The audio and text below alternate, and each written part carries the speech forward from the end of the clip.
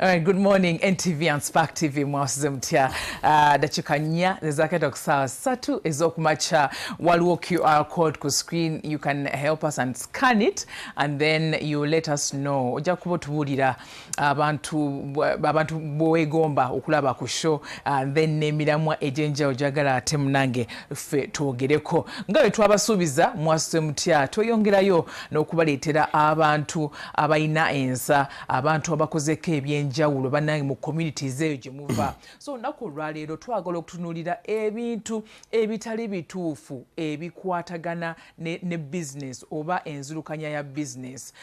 Wonno tulina omugenyi waffe Obed Ben, alira erinnya ddala liwanvuko, ajja kuba nga alyeyogerera naye nga yono CEO wa Youth Platform Africa era nga nno banono bamanyikiddwa mu kulunda embuzi.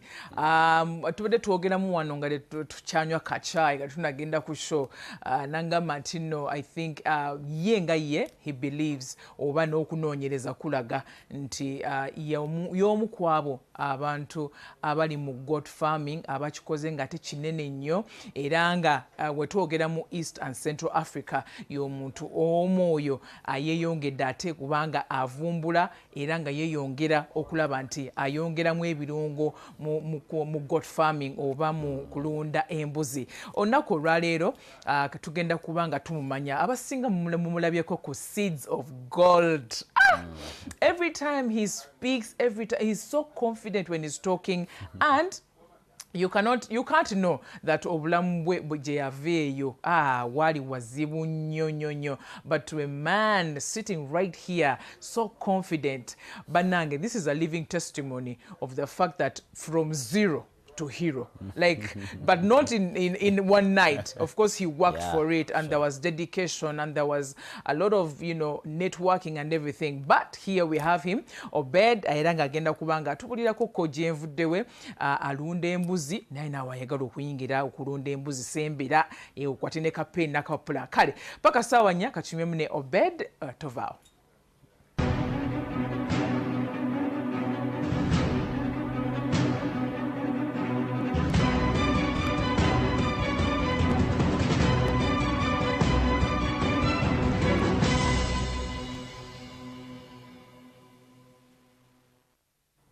Alright, kumulabi waffe olunaku olwaleero abantu bangi nnyo batya okutandikawo business because baba bagamba entrepreneurship bintu ebyo nga byabagagga. Entrepreneurship is too risky. I will not even tamper. Entrepreneurship yeba nesobola can I make it? Isn't it too complicated? My friend, you can do it as long as oinako omuntu gw'olabirako nga naye yakikola, because this is a human being, he's a Ugandan like us, and he has done it, he has made it so big. And here we have Obed Ben, CEO Youth Platform Africa. Abantu abamanyikiddwa oba ne research eraga actually twali tunywa China ngamba nti no Australia eyo waliyo farm gy'amanyi eyina embuzi nga emitwalo 3 naye kati ye akubisaamu emirundi ng'ena lwakuba tebayagala kyogera. But Ben, I am so happy to have you on the show. Nice to finally be here with you. It's been a long while. Nga tugezaako wano na wali kuwatanya jangu nzija kwegamba bibeera bitufunza naye Mukama atuwadde omukisa tuli wano ate okubanga tunyumyamu webale kulabika bulungi. Amina. Nawe webalekera era webale kulabika bulungi. Yenna ateekamu ebinusu woddayo mwekahaaga nga kaddala. Ate nzikiriza nga sinnaba kwogera bingi nebaze ali ku NTV mwasuze mutya. Zezimu ku show, I want to be honest, bwebanga si yesinga yemu kuzisinga okuba ez'omugaso mu ggwanga ez'okumakya ng'ovudde kuzikola obulungi n'oziteekateeka naye n'ebivaako biba by'amakulu. Manyi kati otuuka lw'ojja okula otuuka nga weetegereza ng'otandika okwawula ebintu eyo so sijja kugenda eyo nja kugenda kati NTV mwebale show mwasuze mutya eyambira ddala abantu ogenda okubulyawo ng'olabako abantu gundi azze n'asomesa ate nga basomesa real life stories si bya kugatta bugasi sebo ali ku TV eya NTV ate naawe ali ku nyabo ali ku NTV amanya n'eddoboozi nze mufuna mpola temwagala kukikkiriza naye kyekyo nze mufuna mpola Obed Ben Rukuringama Manzi. So that name libeera zibu nnyo kati kyova olaba nkozesa Obed Ben mufuna mpola kati liryo lyanguwa kati bw'obanga ogeerabidde ng'ompita Sewambuzi oba Saababuzi oba Nabbi w'embuzi ago gonna bagampita gye tutambulira eyo mpangalira mu Uganda wano mwenkulidde mwenzaaliddwa ne bajjajja bange bannauganda ate nasomerako mu byalo eyo ndowooza Kampala najjayo maze najja nzize kukola mu byalo eyo ugambe gye wakulira nakulira eyo bataata bange bava saidi z'Emporo eyo bayitayo kati saawa zino Rukunjiri ne bajja Eryantonde bwe bava kati nze Lyantonde gye banzaalira baali babeera Lyantonde we nazaalibwa bayinza okuba banzaalira mu ddwaliro ddala naye nga nazaalibwa eyo kati ne tujja tusenga Eggomba olw'effunda ly'ettaka nga lyanase ofunda eri kati ne tujja eno taata wange naye teyali fala nnyo yali musajja agezaako era akaddiye mugagga saagala kulimba yali mugagga naye kati mu kusomera twasomera amasomero ga twatulako ku bbulooka somero bali Tasanyu Primary School kati saawa zino lyerimu ku masomero ge tukola mu charity tusomesaayo abaana kati balinga mu 70 something. That's good. That would die from community. Naye ngeri essomero mwe nasomera nga tutuula ku bbulooka waggulu nga waliwo ka shade bakakozesezza omuti kati omuti ne baguteekako obugira bwe buti ne bateekako obusubi kati ng'enkuba bw'etonnya muba temusobola kusoma olwo luba lufudde mukoka akulukuta nayitamu kati ate nga tuli mu kisulo wali wogambidde taata yali mugagga taata yali mugagga kati bwe twava eri taata bwe twava eri yalina ente nga 100 kati ettaka lyali lya bbeeyi Eggomba kati nga tewali currency sente nnyo za kashi nga tezibeerawo kati ng'okufuna ettaka kuba yagula eno eka 305 kati okufuna eka 305 bamuggyako ente ezisukka mu 3 omuntu abadde n'ente 4 zonna ne ziggwawo kati ate n'asigaza buyana bazimuggyako asolusasula ettaka zaagula ettaka yaziwayo in exchange butter trade butter trade nze nagirabako muli baana bato basitera kati ne tusigaza ente nga tezivaamu n'amata kubanga ntozi ezasigalawo enkulu zonna baazitwala so kakati nga ate ly'essomero eritukuli okumpi kati nengenda n'ensomero eyo era nga basasula school fees era ebiseera byali lya bbeeyi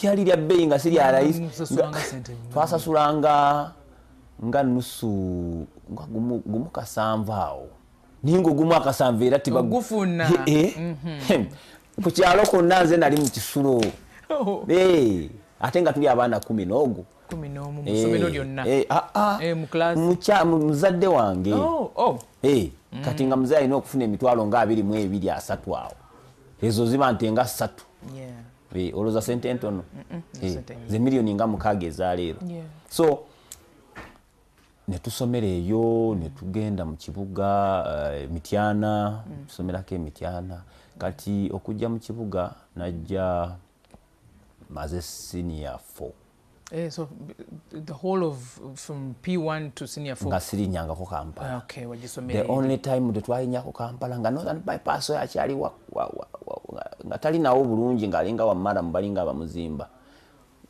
tuyitawo ne tugenda Ejjinja olwo natuuka mu kibuga Busega Eugene mukola yoki tugenda ku field trip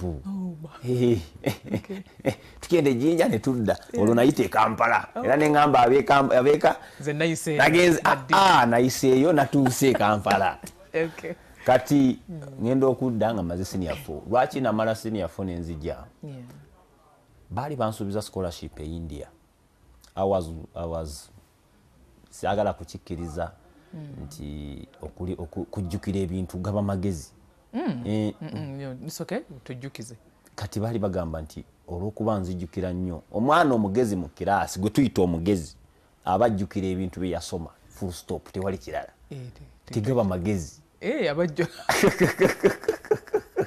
Oh, that's new.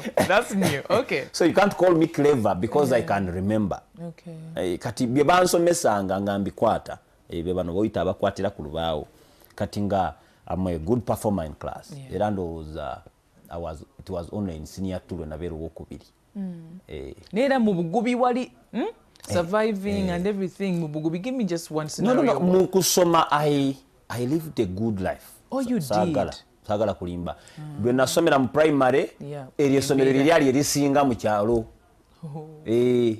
it was the best school. Okay. My father did education well up to senior 4. Okay. Kati nga nsubiziddwa scholarship India. Kati nga bo bagenda kuddamu mu gwa 8 ate nga senior 5 baddamu mu gwa 3 kati nga ate maze ebibuuzo mu November kati nga holiday mpanvu muzeeyi ayagala ngende waka ebiseera ebyo nga sente zikomyewo nkamente bakuyita batya emwanyi bazikola batya nga zengedde okuzinoga noge emwanyi kati nga nengamba mu mutima gwange muzeeyi ono kati awa magezi we gajjira that is what I call wisdom now.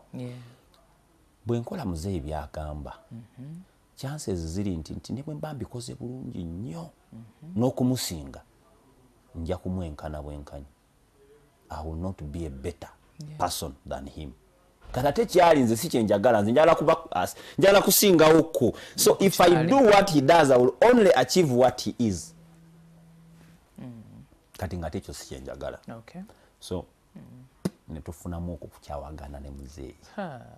Ne tukayana nengezaako munnyonnyola muzeeyi njagala nze nkole ebyafaayo njagala mu kaseera ko ng'omugambo oyagala kukola ki? Simanyi naye njagala kukola kisingako ky'oli.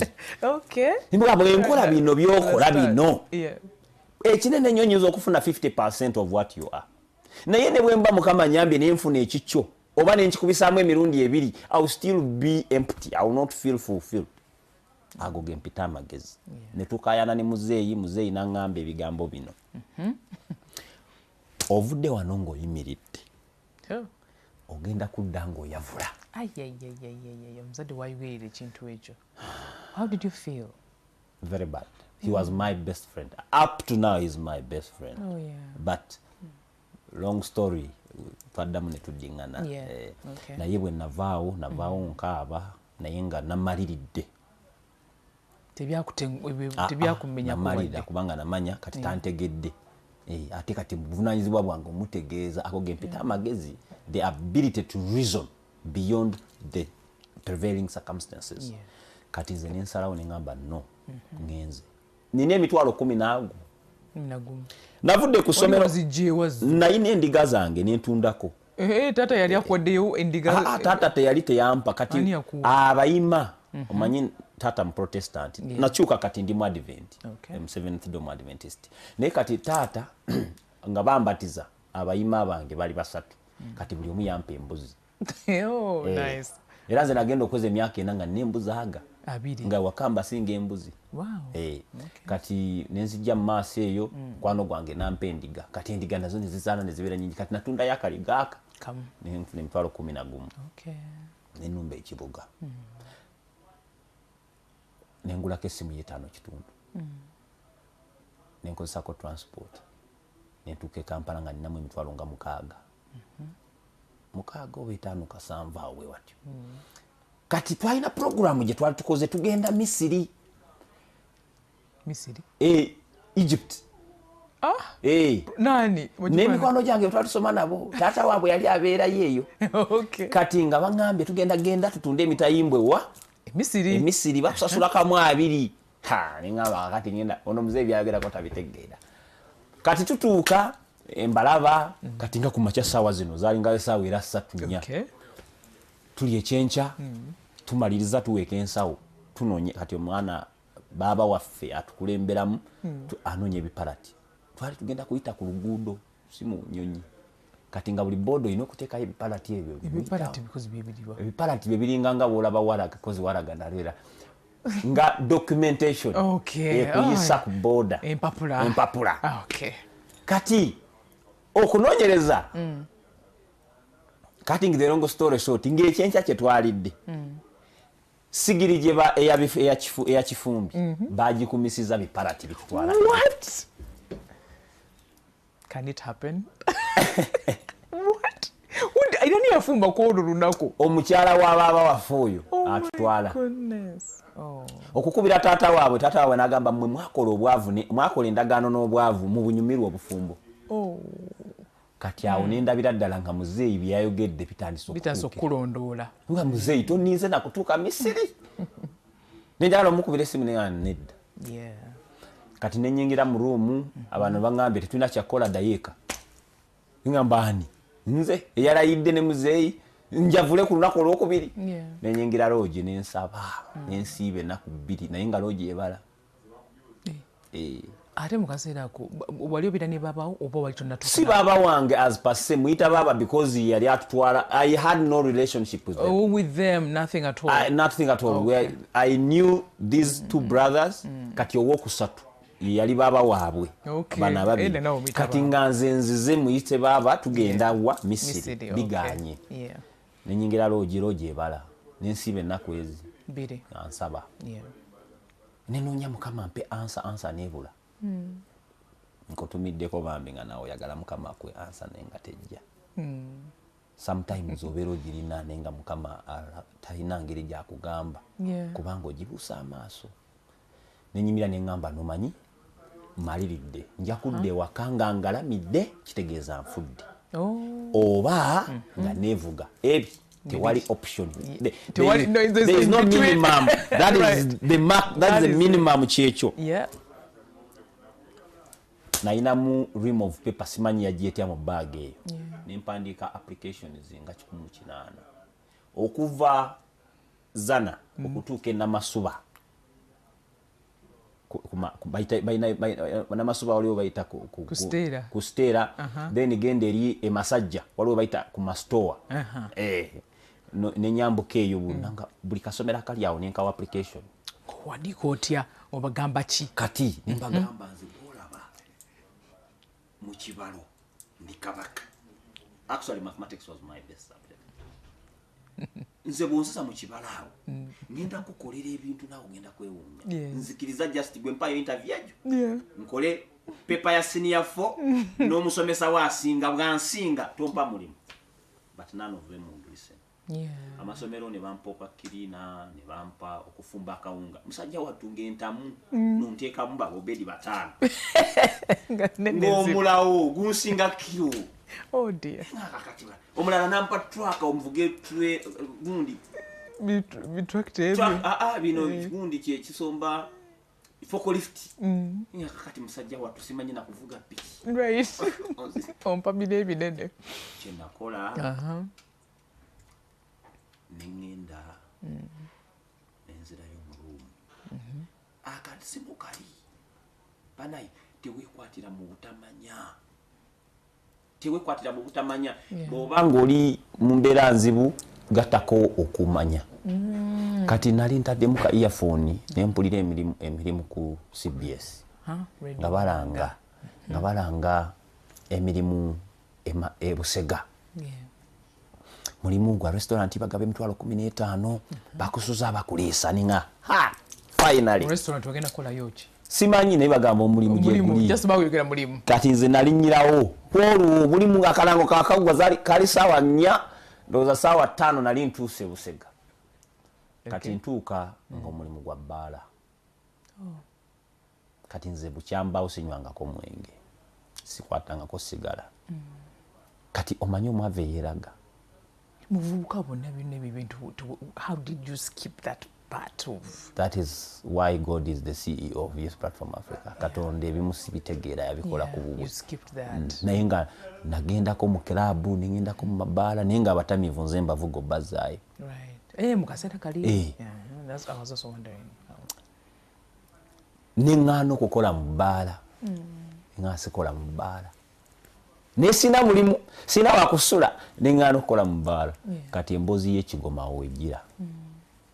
Taata mugagga naye twayawukanye. Kati ate yaŋŋambye ogenda kwavula. Bwe mukubira asobola okumpa ssente naye agenda kundayiza. Yeah. Kati nze ŋŋumye nfe. Waliwo ne baaba eyajja mu kibuga awo okundabako. Twapambana ffenna wiikisi 2 n'addayo n'agamba omanyi ngende nfuuke embwa ya taata naye bino sijja bisobola. Yeah. Wali kati kuba naye musajja yafuna ssente ali saidi ze Matugeeyo. Ayina kati Manerenda n'ebirala. I want to promise you ebigoma ebyo Northern Bypass bali bagizimba. Kati ng'ebigoma ebyo n'engatta 2. Kati saidi eri n'enteekayo ne Mukama ng'akuwadde amagezi nasanga babisulamu. Baani abali babisulamu? Abantu mwalimu abantu abali babisulamu sinze nzekka. Kati nze n'engattako omutindo. Nensibako akaveera saidi eno. Olaba interior deco. No upgrading. Kati eno nga tukasibirayo saidi eno waggulu eno kabikula bwoti nokaza waggulu noyingira noddamu nokasiba.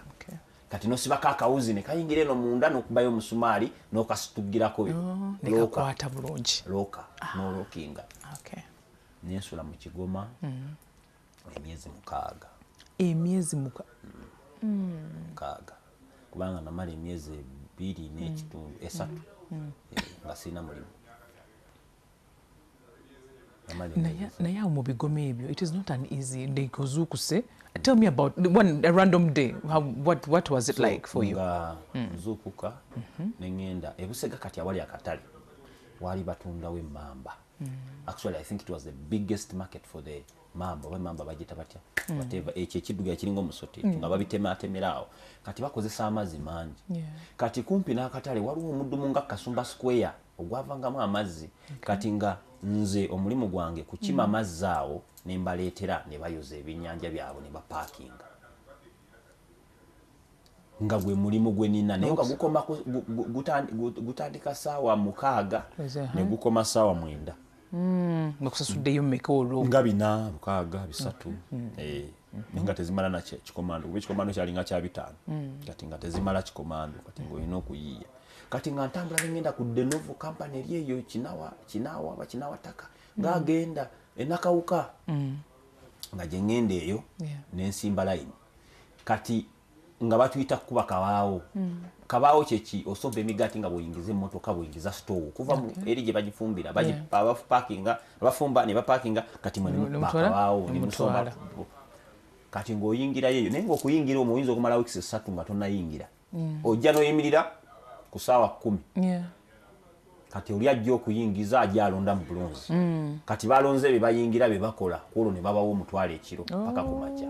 Birimu okeera kati? Birimu mu kisa basobola n'okulonda ali emabegawo. Kati oluusi ennyama ya lwonze bwe bandaba bannonda as option. Anti siina maanyi balowooza siina maanyi. Oli musajja mutonotono. Ate kati nagejjamu. Kasooka tuwumulemu Ben. Kasooka tuwumulemu katono nnyo. Bwe tukomawo ate tugenda kuyingira mu mwami ono okuyingira business, okuyingira okulunda embuzi era nga kati yakyasinze mu East and Central Africa. Tovaawo. Kuli kayinye mukuumulamu okwo ekitundu kyaffe ekisoose tulabye gye nvudde wa Obed Ben, CEO Youth Platform Africa, one of the biggest, if not the biggest, goat rearing farms that we have. Tebagala kyogera, that's true. Tebagala, but I think it's the biggest in Africa. Very much. What the even in the world, because the biggest goat farm I know, according to my research, is in Australia. It has 30,000 goats. You told me. I have visited this farm. You have visited it? I have visited this farm. And YPA right now has times 4 that number. 147.22. Jesus. Okay, because of time, I know we have only a couple of minutes to go.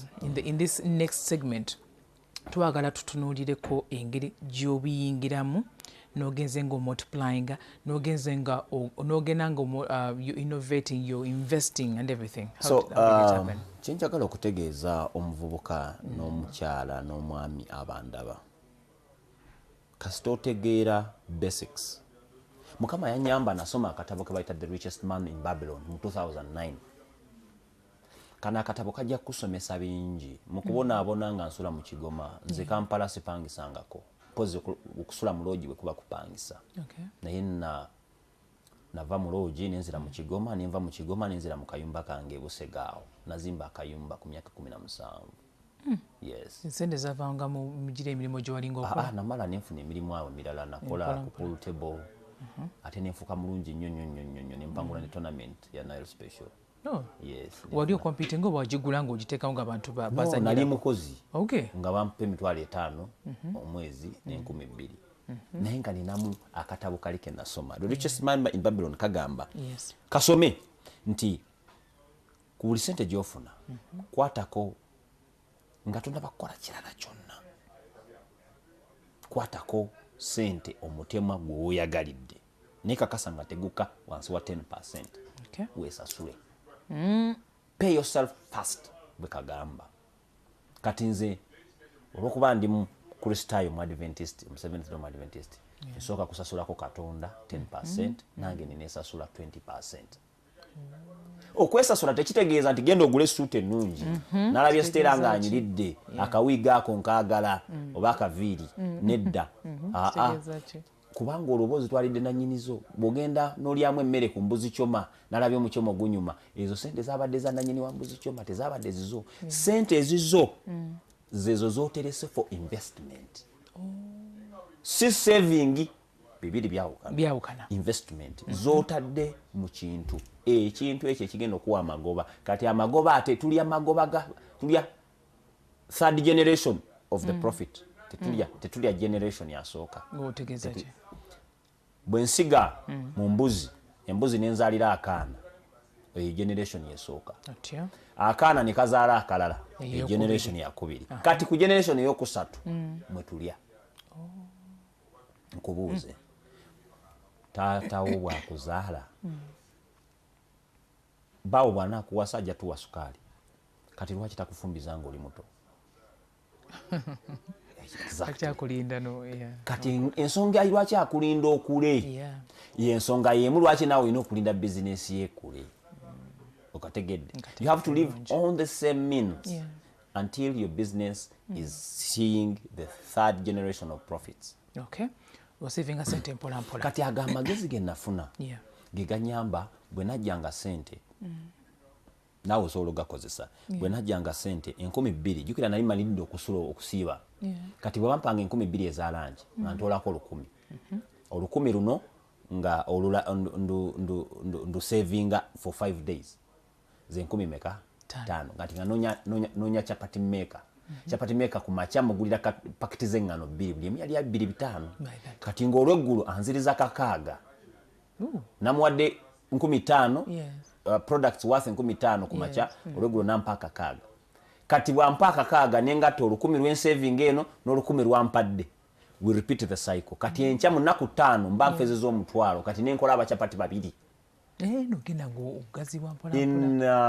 In 3 months naina 47 chapati makers. Okuva enalukolonge wantake okutuuka mama fiina. Nga nvuga ne chenja okukolektinga sente ezo. Nga nyingi z'emitwalo 47 buli lunaku. That was about 3 months nga ntandise okukola. Kati nga ntandise okufuna emiliyoni ezigenda mu 2 buli mwezi. Okuzimba akayumba ako kyantwalira emyezi nga 3. Nenkazimba nenkayingira. Nenga nkozesa sente zitali mu looni. Kati nentandika business endala nga nzija nempangisa ennyumba yo kibayita Airbnb. Nze nakikola dda nga tekinaba nafuna linnya mu Uganda. Nga nzija nempangisa ennyumba yo emitwalo 15 nengi renovating nga nenjiteekamu kateni biki bitanda ceiling gwe nojja n'osulamu eyebadde 15 mpa 25 olunaku omwezi.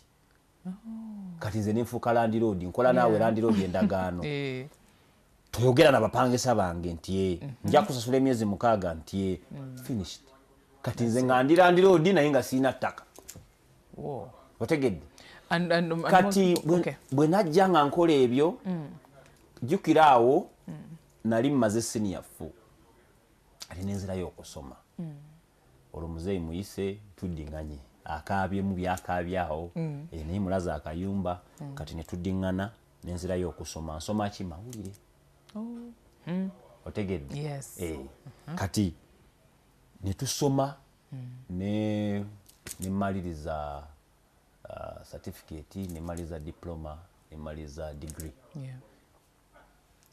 nenkola ne TV naye obwavu bwali bungi awo nga ndaba bannamawulire b'ebiseera ebyo abatali mmwe mwagaggawala naye bannamawulire b'ebiseera ebyo nga baavu kati ne ŋŋamba nedda ekyasinga what was a spark in me was the fact that waliwo ensonga ezaali zigenda obubi enansana nga bagira enfuufu ng'enfuufu nyingi oluguudo zaali lubi kati ng'ekyamanyi kye nnina okukola ku story eyo ku reportinga so nti ekibi kyalingawo ng'ekyamanyi the best I can do about it is report about it. Nothing I had to do about it and that hit me so bad ne ŋŋamba no sigenda kusigala mu mbeera eno kati ne ntandika nenvako okundi nenzira ku boda njeko payment yalingete payment bali bansasula bulungi nga nfuna around 2.8 naye nga mu nsawo sirabangako kwakakayadde mbatumiddeko nga sente nga bozifuna nawe toziraba tomanyi gye ziraga I was that person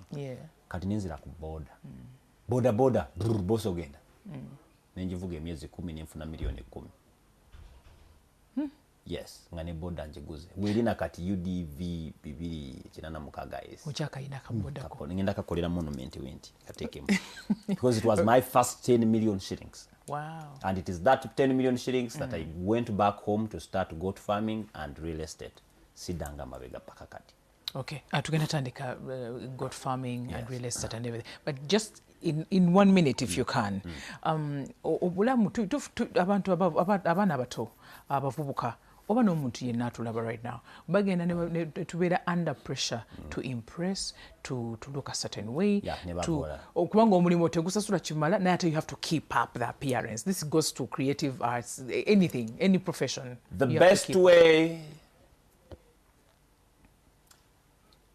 doing so much to impress people is the best way to lose money. Impressing people that you have a lot of money, statement ekikwate bulungi, impressing people that you have a lot of money is the best way to have less money.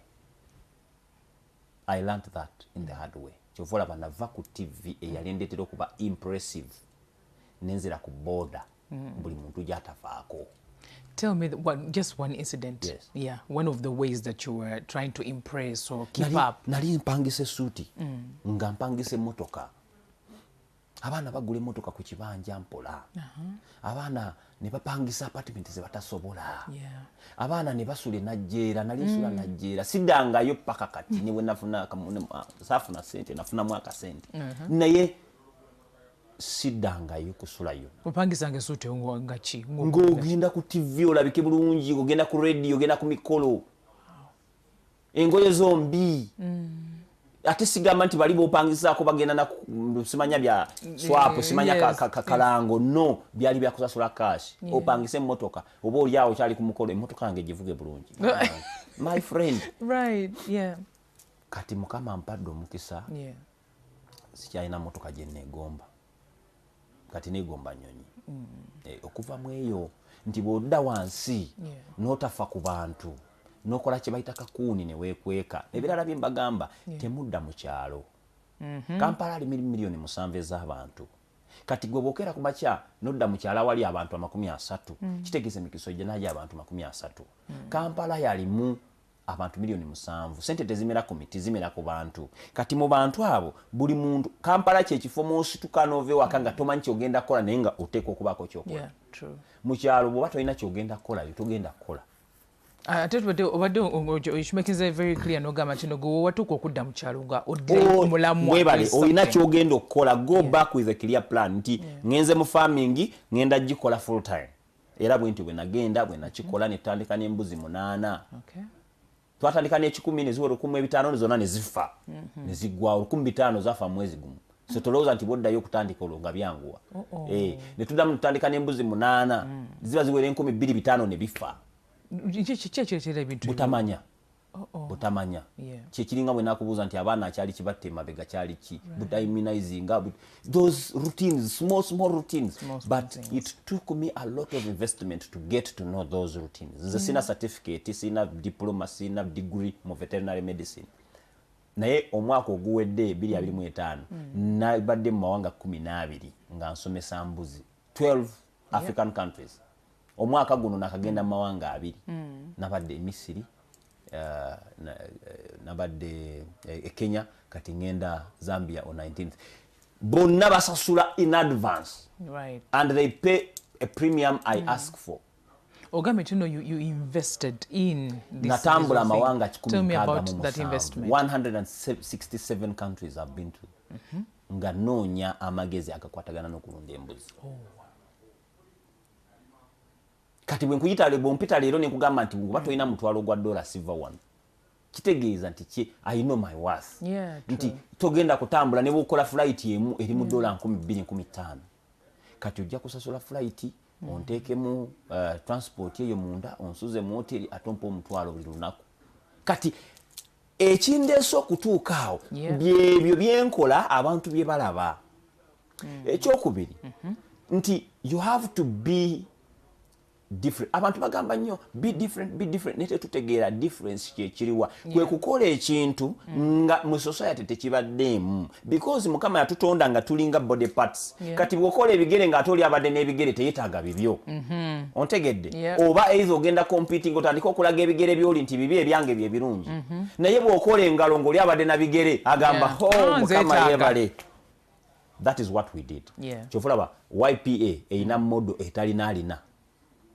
we are the only company so far I know in the whole world ntambudde mbula y'amawanga nga 23 okumalayo ensi sinalabayo company ngejja n'ekumanaging nga bw'olaba nti babies home bakulabirira abaana sinalabayo company ng'ekulabirira embuzi oba ente oba enkoko byonna nti gwe bw'oba olina ente ezo zitukwase gw'ogende ku biichi nti njagala gendako ku vacation naye sina wakulekera nte zange tuyite tujje tuzimanagingire wuwo faamu yo togireka nga terina manager tuyite kyekyo kyokulabawo ekizibu n'obeera part of the solution kati tumanaginga faamu ey'endiga ey'ente ey'embuzi n'eyakasooli tusobola okuzimanaginga bulungi okumanaginga kuno kulimu ki kulimu okutegeera wawe tulaga kye tulina okubeera tuba ne target ate tuteekwa okuyitinga target obumu ku bukwakulizo bwe twewa mu contract yaffe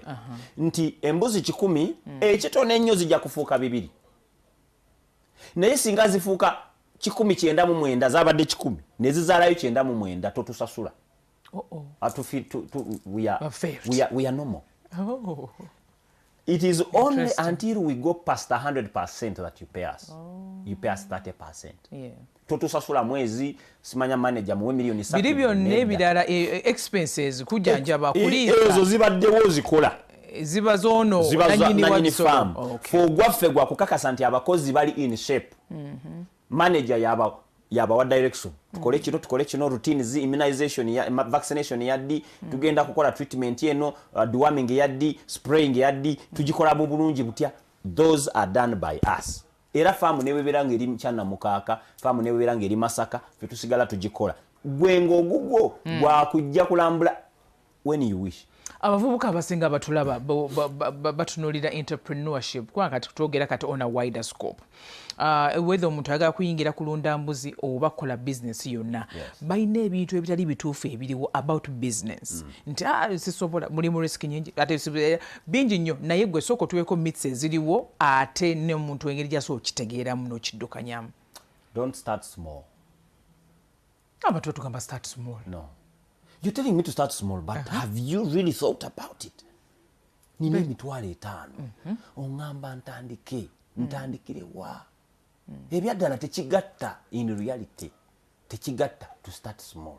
Naye omuntu singa omubuulira amazima nti start big then win big. That is my philosophy. Mpayo ekyokulabirako just okugeza mpayo ebika by'amafuta tofaayo tebajja kukwata kalango. Amafuta agaliyo. Okay, amafuta agaliyo. Bwe twogera Toto ne twogera Shell ne twogera Starbucks. Mbadde sinabaggikusaba n'ogyogera. Starbucks emaze ebbanga ki wano? Otegedde? Yakajja tenamala myaka 5. Naye is now big. Enkanagana agajja emyaka meka twali mu primary ne batubuuza ne bakubawo kano kapampu ka mafuta ne bagamba name the item ne ntekawo Shell. Master nangamba oli mugezi. Dabayo kyengezaako okugamba kyekiriwa. Twagala nnyo ku associatinga n'ebintu ebinene. Tubyesiga. Kakati example yino nalina milioni 5. Milioni 5 ebiseera ebyo nga zigula ente 3 oba 5. Naye milioni 5 zangulira embuzi 10. I have started big. Tojja kugamba nti omusajja alina otubuzi. Ajaga alina embuzi 10. Okategedde. Kati singa mba ne milioni 1 nga mu butuufu njagala kuzimba arcade sijja kusobola. Naye nsobola okufuuka Terandi Road ntya njagenda ebwayise mpangisa obuyumba bw'etaano obwo buyumba 10 nyingi z'okuva mu buyumba aga buli kayumba ne kaba kampa emitwalo 2 egyo gye mitwalo 4. Aya njagala kuzimba kintu kinene. My dream is so big. Naye to start small mukatinguleyo block emu. I know. It doesn't make sense. It doesn't, yeah. Okay, so we break that myth of don't start small. Don't start small. Start big, win big. That is who I am. Era bwewetegereza enkola gye nkolamu ebirimu mbikola ddala. Ente 5 zandikuwadde kuba obulunzi. Naye nagula embuzi 10. That is a different thing. Omuntu aba takoze embuzi ng'akyekirala kyasobola bingi osobola okukola ebyennyanja akenyanja ka 3 1,200 kati kitegeeza nti gwabadde agala okugula embuzi emu nga naye obusobozi nga kyekyo kyokka ky'osobola okukola siga nti olina omulimu oyagala kugula embuzi emu YPS olukulundira ne weziba 2 ne weziba 5 nate n'olukumi naye nti kyekyo kyokka ky'olina emitwalo 75 egigula embuzi ya YPA gisobola okugula obwennyanja kwata 75 divide by 3 oba mu bwennyanja nga 10 n'omusobi. So kisinzira buli omumpya nti wakoma watuuka. So kisinzira tolookinga bwongo obwo nti nze ndi fashion designer netaaga kutunga masuuti. Nina omukyala gwe nalaba ng'agula obugundi endiboota y'abaana bato kati n'akwata akasaati ka Stella n'akasalamu n'akagatta n'akobedi n'akola design. Okitegedde osigala oli fashion designer but in a big way nti ogenda kukola obuntu nga 5 omuntu bw'ajja alina options ezokola ki odde ku TikTok oba ku ki ogambe nina nze nsinga designs mu baana naye omuntu ogenda mugani naye akasaati kamu nka deliveringa tebikola. So tuwe myth endala nga just anti akadde bambi waliwo kye bayita be risk averse nti calculate the risk. That is nonsense. You cannot calculate the risk. You can't calculate the risk. You can't calculate what has not happened. Oh yeah. Toli katonda. You can calculate now. Ebintu ebyo ebiri mu future bye tutya already gyebiri. Otegedde? Already gyebikola bitya? Sometimes we don't even see. Gyebiri. Nti gwe tukyalina nnyo kinyonyo kyogenda bikyusaako. Wabula President Museveni bwe yali agenda mu nsiko oyinza okuŋŋamba bwe tumubuuza abaana asobola okugaa nti naye yalina obukakafu nti agenda kuwangula. I don't think so. Tugenda we go full blast. If we win, we win. If we lose, we lose. That is how it works. Tuteekwa kubanga tulina esimu. Oh, sorry. Okusala ekirimi nsonyiwamu. Tulina esimu. Hello? Yes. Oli kumwasimuulya bulungi ka volume ndowooza oba kali wansi. Oli kumwasuze mutya nyabo oba si? The guest you have hosted today. Okay. Why is it that he's contradicting his statements? The first question was his first. Hello. Yes, hello. Nkuwulira sebo. Nze abadde abuuza Yeah. omugenyi waffe in his first, I tuned in late, but in his first examples, he was telling us that he started investing his 2,500 on chapati. Yeah. And then he kept on getting just an interest of 1,000. Yeah. Then after, he ventured in other things. So in short, he started small. But now, during his conclusive statement, or his conclusion, he's saying we don't need to start small. Why? Okay. Yet in him, he started small. Okay. Oh, thank you so much. I'm very, very perturbed with this contradiction. I get it. Okay, thank you so much, Ogo, for asking the question. Okay. Kyengambye Yeah. nalina 50,000 50,000 ekirooto kyali kyakutandika muddala gwa chapati nandigambye kansonde paka lwempeza omuddala gwaki Gwa chapati. oba nentandika okusika chapati mmeka Bidi. kati mbukanguleyo akataasa. That is what I'm against. Naye ku capital ataweza akakadde nayina chapati stalls 47 nti buli nagulanga just equipment. So okay. Tugenda kama. Hello. Hello. Yes, hello. Oli kumwasa Sera wabale kwereza. Yenyabo obasebo. Oh, sebo. Mukagati. Yeah. Nze mami kitonze mbuuza. Yes, sebo tukuwulira. Mwami Obedi n'amubuuza ekibuuzo kyange kino. Yes, sebo. Nkuwulira sebo. Mwami Obedi nti YTA erunda embuzi. Yes sebo. Sebo ekibuuzo kyange kiri kimu nti embuzi tumanyi nti mu myezi 6 ezaala abaana kati ng'embuzi olina ezaala abaana 3-4. Lwaki gwe mu mwaka obeera ompa embuzi emu ng'ate mu mwaka mba nsuubira at least embuzi 2. Okay. Webale nnyo webali eddala tusoke tuddeko oli tumalirize. Kati mbadde nkugamba nti Yeah. I started big with the little. Nti 50,000 zaali zisobola kukola ekiseera ekyo. Kubanga kati omulala yandirinze. Nezizuwere. Atandika akastola akatono kuba agala kukola restaurant maybe mbuzi choma restaurant. Naye kati agala atandike n'akadala akatono. Kati nze ne ngamba no kankozesa sente zino kuba capital akadala akatono kakadde. Naye akakadde nze kanyamba okukolagana ne chapati stores za 7 nga nfune emitwalo 47. Otegedde? Yeah. Njagala kuzimba nyumba togula buloka. Wabula noonya sente ezo zitandika zityo okuzza. Okay. Tutandika okuzikozesa. Okay. Mu kaseera ako. All right. Tugenda kwokubiri naye tusoke tufune wokusa.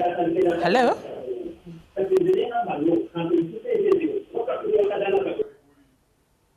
Hello, havuddeko? Okay. Avuddeko oba? Okay. Yes, owokubiri agambye nti embuzi ezaala abaana 3 oba 4. Bwe tuba tukulundira ewuwo abaana bonna abazaalibwa bababo kubanga gwoteekamu expense. Then bwe tumaliriza ne tugabana amagoba ebitundu 7 ku 3. Bw'otwala 7 nanyini faamu betwala 3. Abaana abazaaliddwa mu mwaka ogwo. Kati eno ewaffe embuzi ezadde abaana 3 ezadde abaana 4 kituufu zibazaala n'aba5. Very true. Naye ekibuuzo kiri nti ate bweteezaale bweneeba eŋŋumba bweneezaala ng'efa otegedde obwana buno bwezadde obu5 bwekufaako obubiri. Expertise does not guarantee life. Obukugu tebuwa garanti ku bulamu. Naye bukuyambako okukendeeza okufa kubeera n'omusawo omukugu dokita yasoma agenda nagamba nti tugezeeko tulabe katonda yajanjaba bw'oba n'akomawo n'akubuulira. Kati ewaffe tetubika okitegedde. Ewaffe tetubika tetugamba nti embuzi zaafudde tulina esimu. Okay. Hello? Yes, hello. Oli kumwasuze mutya sebo NTV ne Spark TV. Yes, omwami oyo byayogera bituufu. Okay. Tandika n'akatono akiibinga ekino. Nze ndiko oyo nali ngoberera ebyonge natandika n'emitwalo gyali 10. Then agenda kumaliza nga nyimira bilioni 5-6 ngenda njogera kwaka akatono. Kitegeeza tandika n'akatono. Then mind sizo zikuwe kwa kisinga kinene kyogoba. Right. That guy is right. Thank you. All right. Thank you. Thank you so much. Thank you. All right. Kwata akatono kolina kakozese mu kinene do it, use it to do the biggest it can do. Yeah. The biggest it can do then. Otegedde? Yeah. Naye ng'olina scaling mind ng'obwongo oyagala bugazi bwe bukole ekisinga obunene. Yeah, true. Nti gw'ogenda kukwata embuzi sente za milioni 5 ze wandibadde nazo oba milioni 7.5 zijja kugulira embuzi 10 ku YPA. Gw'osigale ku mulimu gwo tebakubanja ddagala tebakubanja bakozi tebakubanja kintu kyonna. YPA yerabirira embuzi zino w'otuuka okutunda yo yenoonya akaki akatale. Kati bwe nkwata obwana busatu bwonna ne mbukuwa ngenda kuva mu business kuba nina okusasula abakozi nina okusasula URA nina okusasula rent nina okusasula eddagala n'ebintu ebirala ebisinga. Kati bwe nkeera ku makya ne mba nga kyotaddemu kyenkuwa oba nga bwe kizze bwe nkikuwa sijja kusobola kukola ki kumalako kyovula nti ate wali ewuwo oba okyekolera nze byonna mbikuwa ne ntwalako 30% ez'obukozi. Okay. Tusibula abantu baffe akadde katukutte. Njagala kukutegeeza nga tumaliza take home shots. Tewali tosobola kufuna kyotafunangako okutuusa ng'okoze kyotakolangako. Obulamu obwavu ebiseera ebisinga obwavu ebiseera ebisinga tetubutwagala naye tubwesibako tubukolerera ebiseera ebisinga tubaako amafuta ne tusaba nnyo tusigale mu bwavu.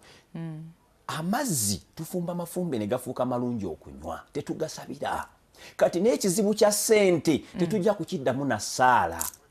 Bino byomala ebiseera ng'osiiba mu kyaki osula mu kyaki nze ni musajja mu Seventh Day Adventist naye tombuulira byakusiiba ku kyaki nedda because money listens to answers to money questions. Sente ziwulira nnyo yaddamu ekibuuzo kya ssente teziwulira ddamu ssaala. Katonda yatuwa amaanyi gano n'emikono n'amagezi kukola ssente. Kati vamu ebyo by'okusaba buli kaseera vamu ebyo by'okuwuliriza n'okusabiriza lumba otuule nkugambye enku myezi natandika n'owa chapati kati chapati mmeka oyo akuli okumpi yeetaga capital wa mmeka mukule partnership naye akubbe owa akuwa amagoba bwakubba ng'onoonya omulala bw'atakubba ng'ofuna amagoba oyo omuntu atunda omudaala teweetaaga gukola weetaaga kumuteekamu kasente. YPA eri wano ekulundira embuzi nga gw'oli eyo otudde n'okola amagoba otegedde. Akatale tukalina tutunda Dubai tutunda wa mukama Katonda abankumire mbagaliza bimunjagaliza. Kale, thank you so much Obed Ben YPA mwebane obadde mulabi bulungi abakubye amasimu. Thank you so much. Kasukana onako rencha n'omugenyi omulala ate n'omulamwa omulala we 15 ku NTV ne Spark TV.